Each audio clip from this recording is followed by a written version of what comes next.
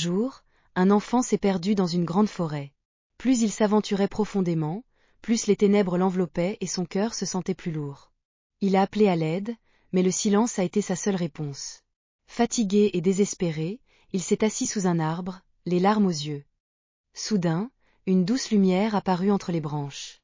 Un homme s'approcha, lui tendit la main et lui dit « Viens, je connais le chemin qui te ramènera à la maison. » L'enfant hésita, mais voyant la paix et la gentillesse dans les yeux de l'homme, il se leva et le suivit.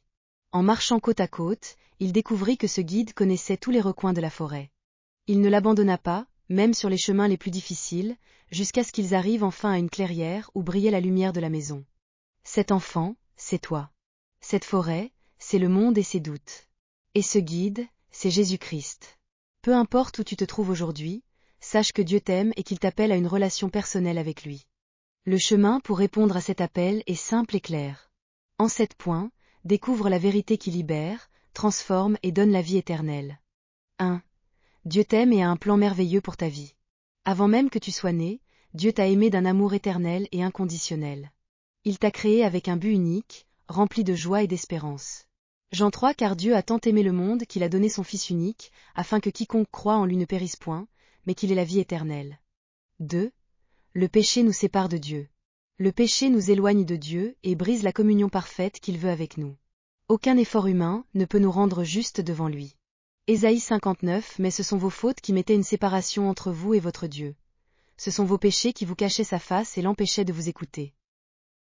3. Jésus-Christ est la solution de Dieu pour notre salut. Dieu, dans son immense amour, a envoyé son Fils Jésus-Christ pour nous sauver.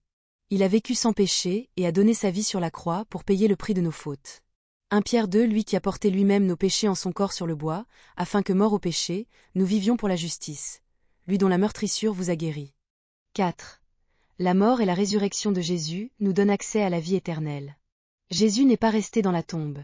Il est ressuscité, prouvant ainsi sa victoire sur le péché et la mort. Grâce à lui, nous pouvons être pardonnés et recevoir une vie nouvelle.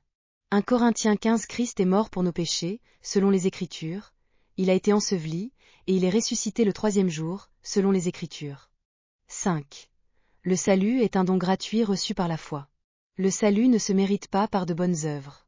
Il est un cadeau gratuit de Dieu, que nous recevons en croyant en Jésus, en nous repentant et en l'acceptant comme Seigneur et Sauveur.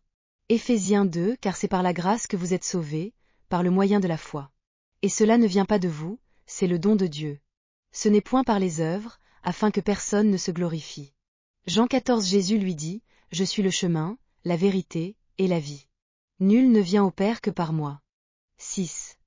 Confesser Jésus comme Seigneur transforme ta vie. Lorsque nous acceptons Jésus, nous devenons enfants de Dieu, libérés de la culpabilité et du poids du passé. Une nouvelle vie commence, remplie de paix et d'espoir. Romains 10 Si tu confesses de ta bouche le Seigneur Jésus, et si tu crois dans ton cœur que Dieu l'a ressuscité des morts, tu seras sauvé. 7. Faire la prière du salut avec foi. Si ce message résonne en toi et que tu ressens l'envie d'inviter Jésus dans ta vie, voici une prière que tu peux dire avec foi. Mon Dieu, je reconnais que j'ai péché et je regrette les fautes que j'ai commises ainsi que la vie que j'ai menée. Je te demande pardon et une purification complète. Je crois que Jésus-Christ de Nazareth est mort pour mes péchés et qu'il est ressuscité d'entre les morts.